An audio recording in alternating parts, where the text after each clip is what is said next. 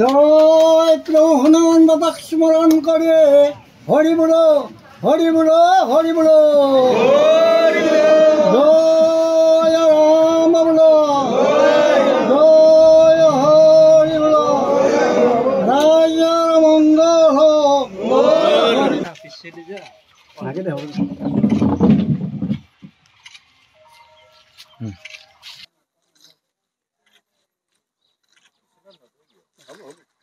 হরি বলো হরি বলো হরি বলো হরি বলো হরি বলো।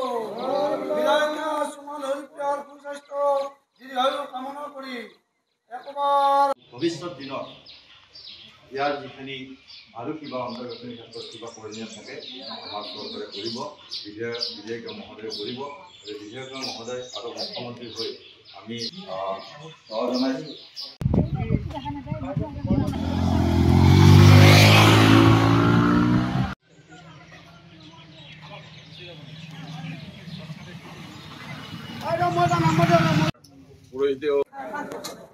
অসমৰ মাননীয় মুখ্যমন্ত্ৰী ডক্টৰ হিমন্ত বিশ্ব শৰ্মা ডাঙৰীয়াৰ দূৰদৰ্শী চিন্তাই লগতে আমাৰ স্থানীয় বিধায়িকা সুমন হৰিপ্ৰিয়া বাইদেউৰ প্ৰচেষ্টাত হাজো শুৱালকুছি সমষ্টিৰ অন্তৰ্গত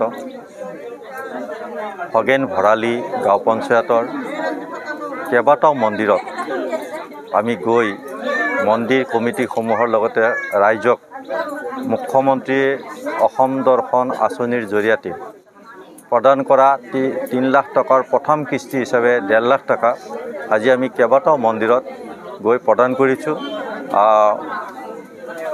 খগেন ভৰালী গাঁও পঞ্চায়তৰ হনুমান মন্দিৰ, গোপাল মন্দিৰ আৰু সস্তৰৰ দুৰ্গা মন্দিৰৰ কমিটিৰ হাতত ইতিমধ্যে আমি চেকসমূহ প্ৰদান কৰিছোঁ। আৰু এই ধনৰাশিৰ জৰিয়তে আমাৰ হিন্দু সংস্কৃতি সনাতনী সংস্কৃতিৰ যি উপাসনাস্থলী এই উপাসনাস্থলীসমূহ উন্নয়নৰ ক্ষেত্ৰত যথেষ্ট সহায় হ'ব। আৰু মানুহৰ যিহেতু সত্ৰ নামঘৰ মন্দিৰসমূহে হ'ল অসমীয়া সমাজৰ এটা প্ৰাণকেন্দ্ৰ।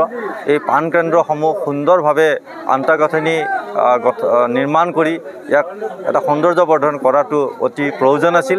আৰু মাননীয় মুখ্যমন্ত্ৰীৰ দূৰদৰ্শী চিন্তাৰে অসম দৰ্শন আঁচনিৰ জৰিয়তে এই চিন্তাক বা এই আঁচনিসমূহ সঠিক ৰূপণ কৰাৰ ক্ষেত্ৰত এটা সময় উপযোগী পদক্ষেপ লৈছে।